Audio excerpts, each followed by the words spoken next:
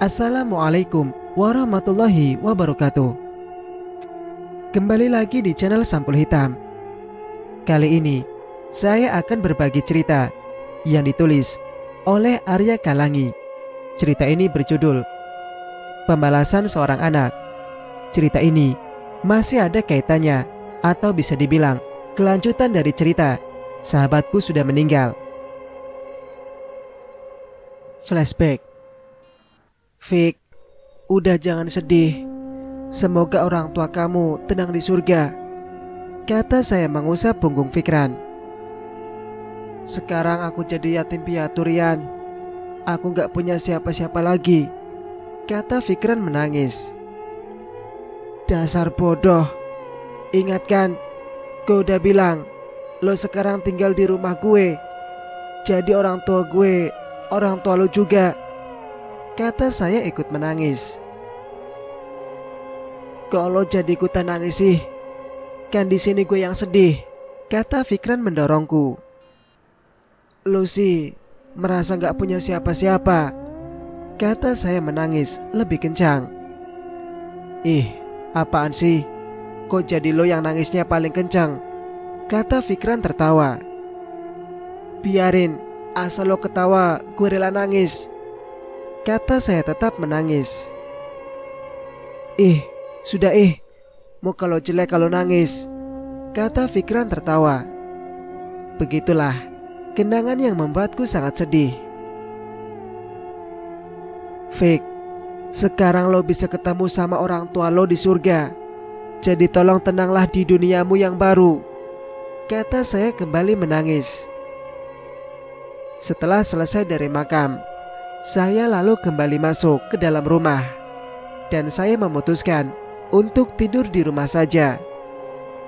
Saat saya tertidur, saya bermimpi bertemu Fikran. Rian, itu bukan saya. Itu hanya setan yang menyerupai wajah saya. Saya tidak mungkin melakukan itu terhadap kalian, kata Fikran. Dan satu, Rian, saya minta tolong kamu berhati-hati, karena saya punya firasat buruk tentang kamu dan Putri. Lanjutnya, saya belum bisa bahagia di duniaku jika sahabat saya masih dalam bahaya, kata Fikran lalu menghilang.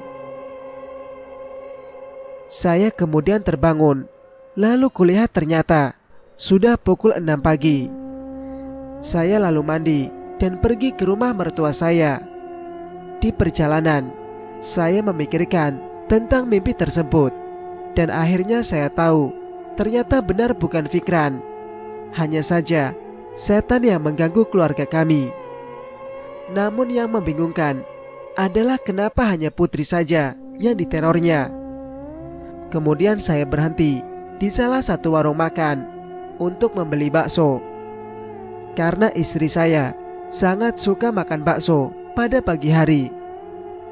Setelah selesai, saya pun pergi. Namun saya ditahan oleh kakek-kakek. Mas, tunggu. Saya punya firasat akan ada yang mengirim hal-hal jahat ke keluarga Mas, kata kakek itu serius. Maksudnya, kek? Kata saya bingung. Maksud saya seperti santet ataupun teror yang bersangkutan dengan hal-hal gaib, tutur kakek itu. Sebaiknya jika kamu punya masalah dengan orang, cepat selesaikan dengan baik-baik sebelum ada yang jadi korban, kata kakek itu lalu pergi. Saya yang masih mencerna kata-kata kakek tersebut hanya diam lalu berangkat menuju rumah mertua saya. Tak butuh waktu lama, sampailah saya, dan istri saya telah menunggu saya di depan rumah. Ngapain sih balik ke rumah itu lagi? Katanya kesal. Sayang, ini bakso buat kamu, kata saya tersenyum. Makasih, Pak. Tahu aja mama lagi suka makan bakso, kata Putri lalu membawa bakso itu ke dalam. Hah, gitu doang, kata Pak Hendra heran. Emangnya kenapa, Pak? Kata saya. Ini loh, dia dari tadi ngomel mulu, dari jam 5. Katanya awas kamu Rian pulang, aku pukul pakai sapu. Lihat bakso, langsung ciut tuh anak, kata mertua saya tertawa. Saya pun ikut tertawa, karena saya sudah paham dengan sifat Putri.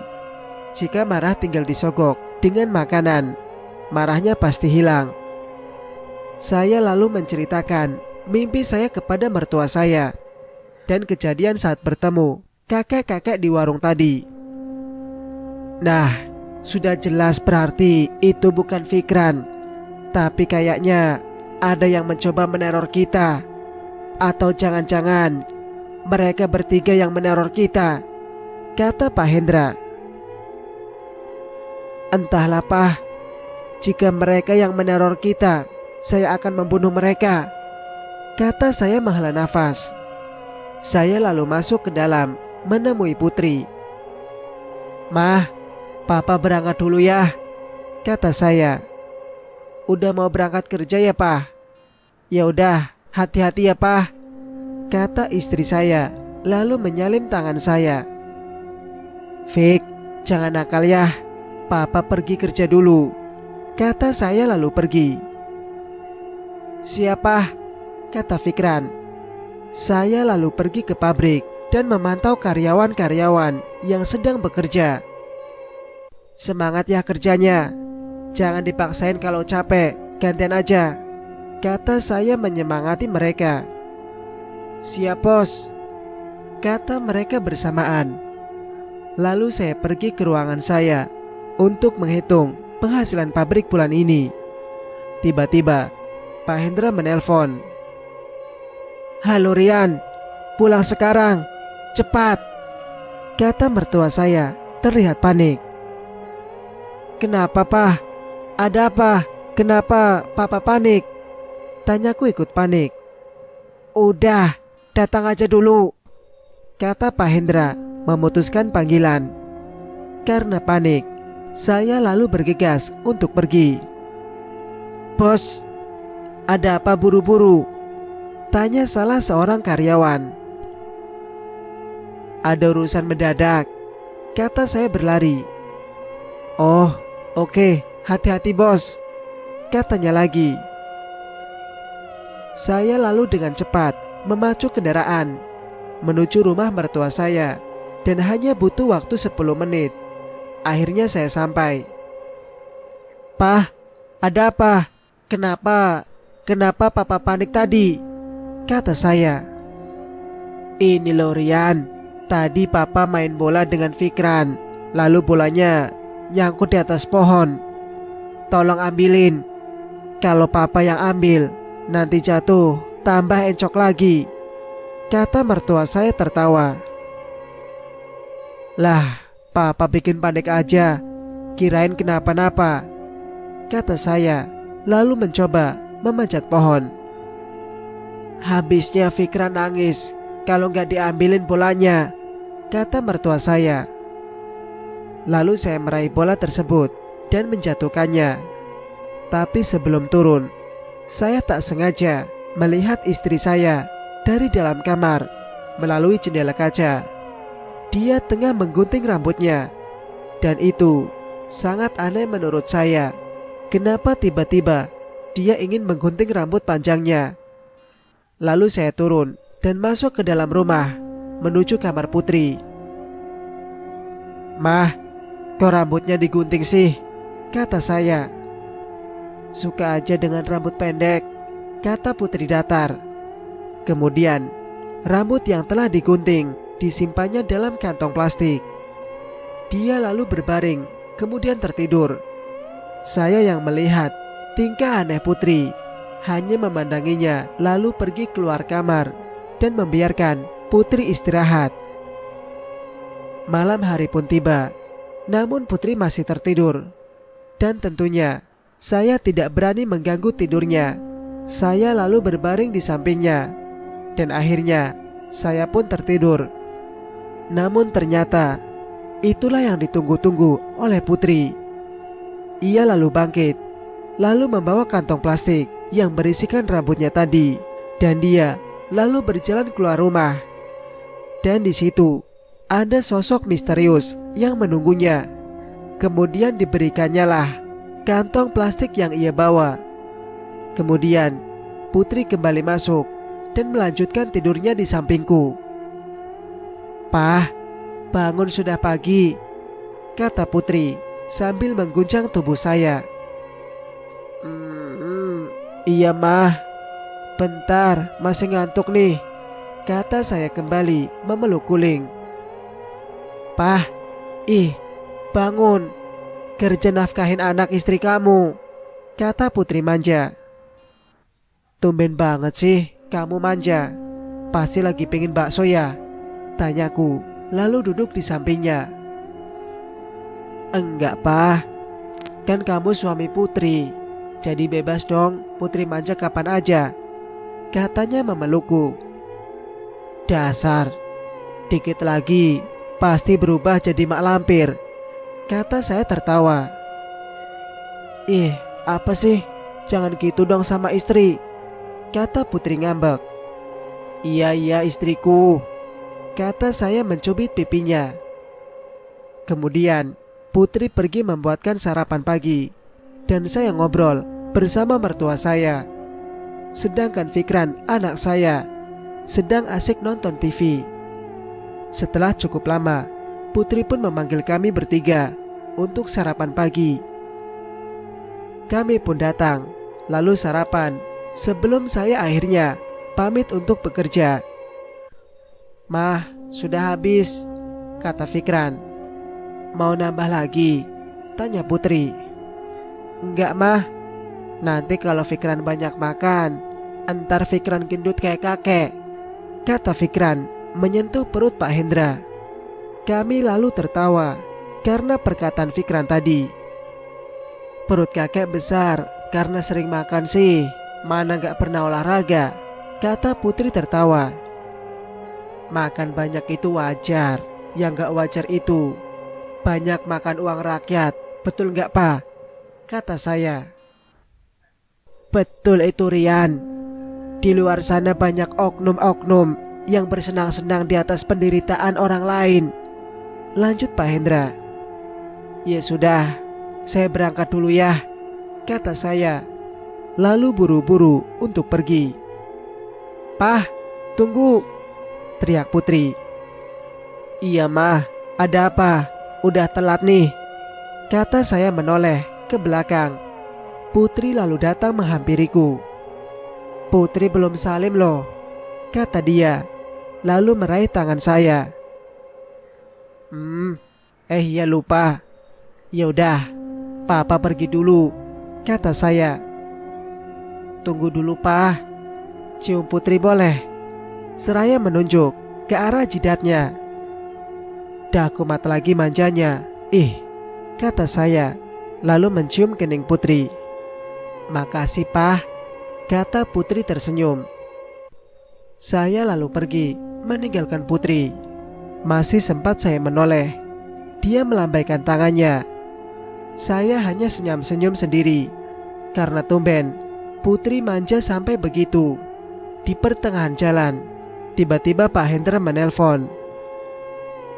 "Rian, pulang cepat," kata Pak Hendra terlihat panik. "Kenapa, Pak? Ada apa?" kata saya. "Putri pingsan," kata Pak Hendra. "Apa?" "Iya, Pak, saya akan segera pulang," kata saya, lalu putar balik menuju rumah. Saat di depan rumah, saya mendengar suara tawa Putri. Saya lalu masuk. "Mah, kamu kenapa, Mah?" kata saya panik.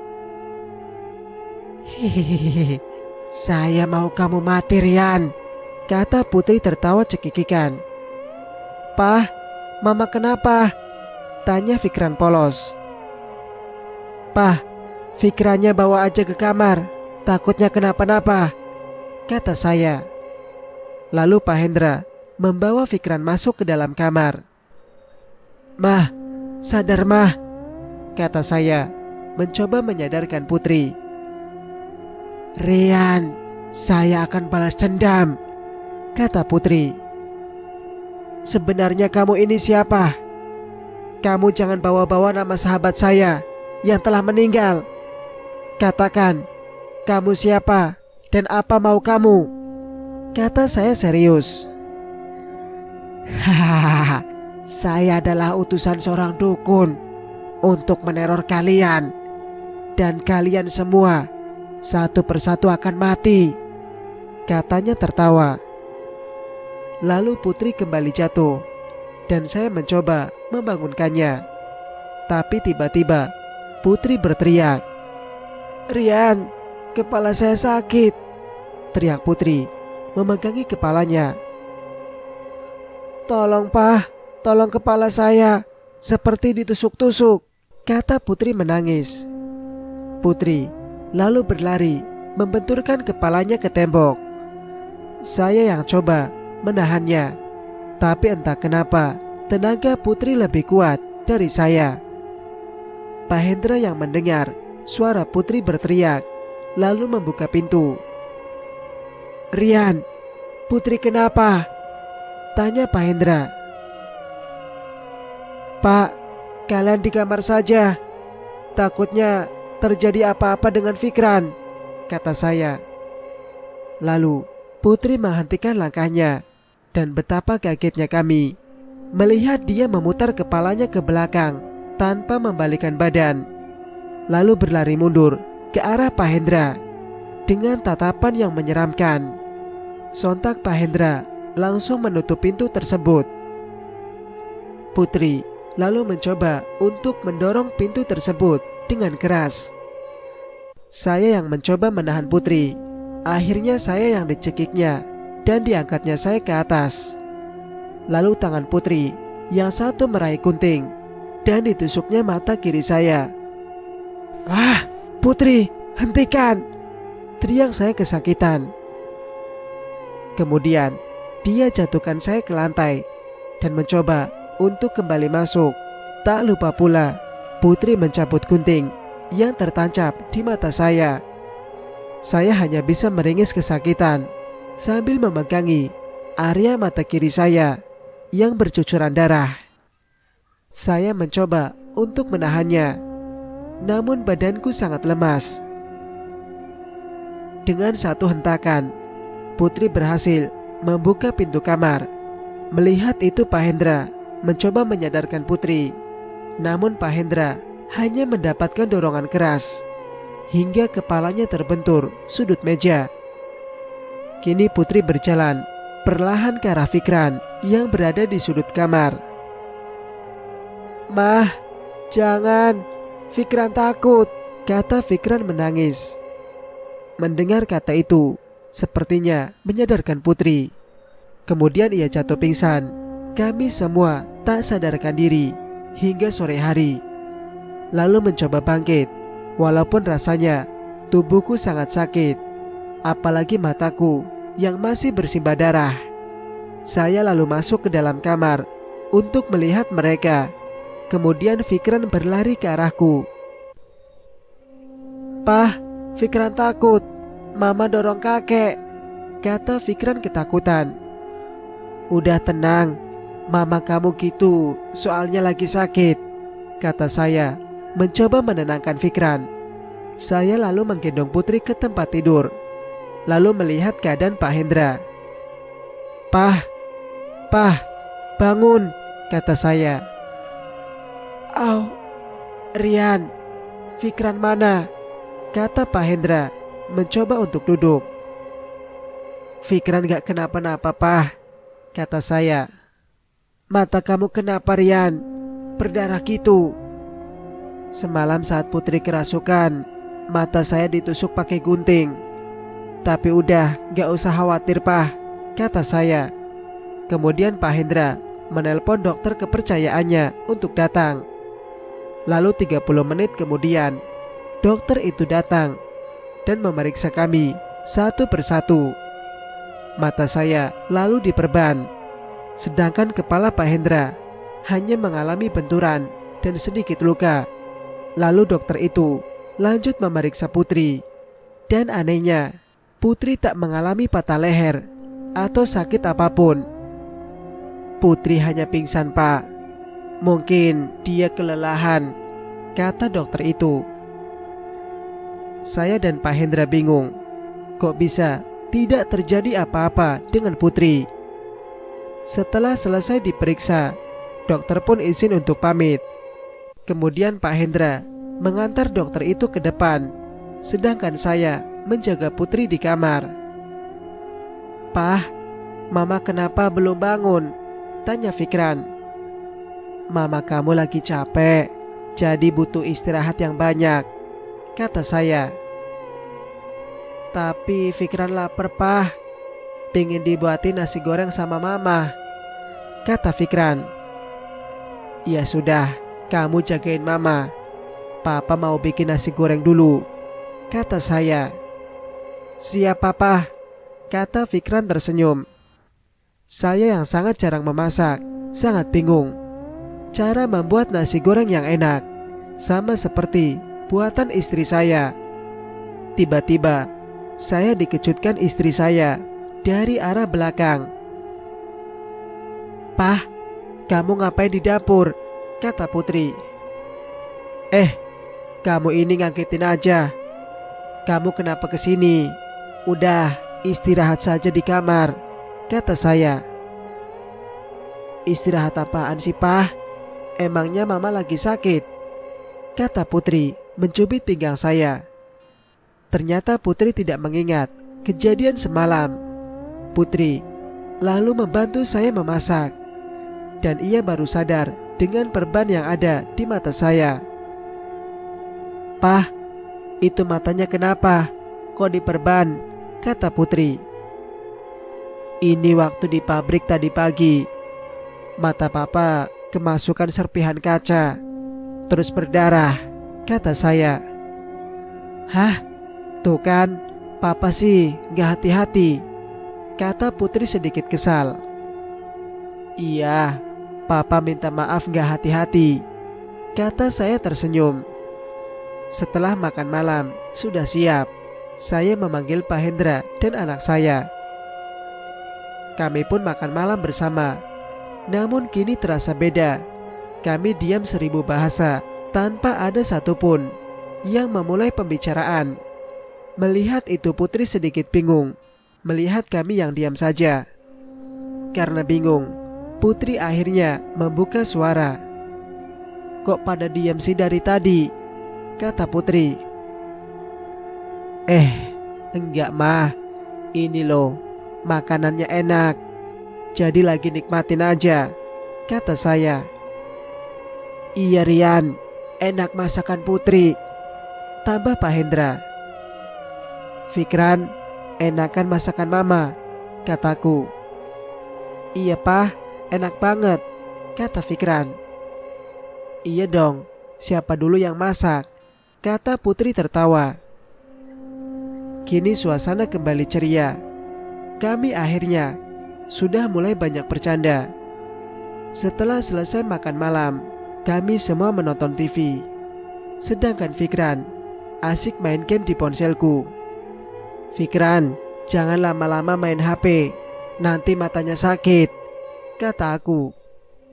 "Iya Pah, dikit lagi ya," kata Fikran yang masih asik bermain game. "Pah, boleh nggak ambilin baju tidur Mama di rumah itu? Soalnya baju tidur Mama Papa nggak bawa," kata Putri. "Besok aja ya, pakai baju itu aja dulu. Lagi kenyang nih," kata aku bersandar di sofa. "Papa mah nggak mau nurutin apa yang Mama mau," kata Putri kesal. "Putri, udah besok saja. Suami kamu lagi capek juga tuh," kata Pak Hendra. "Tapi gak nyaman pakai baju ini, Pah," kata Putri. "Iya, Papa akan ambil," kata saya, lalu berdiri mengambil jaket. "Makasih Pah, hati-hati ya Pah," kata Putri. "Iya." "Pah, titip Putri ama Fikran ya. Rian pergi dulu," kataku, lalu beranjak pergi. "Iya Rian, jangan lama-lama," teriak Pak Hendra.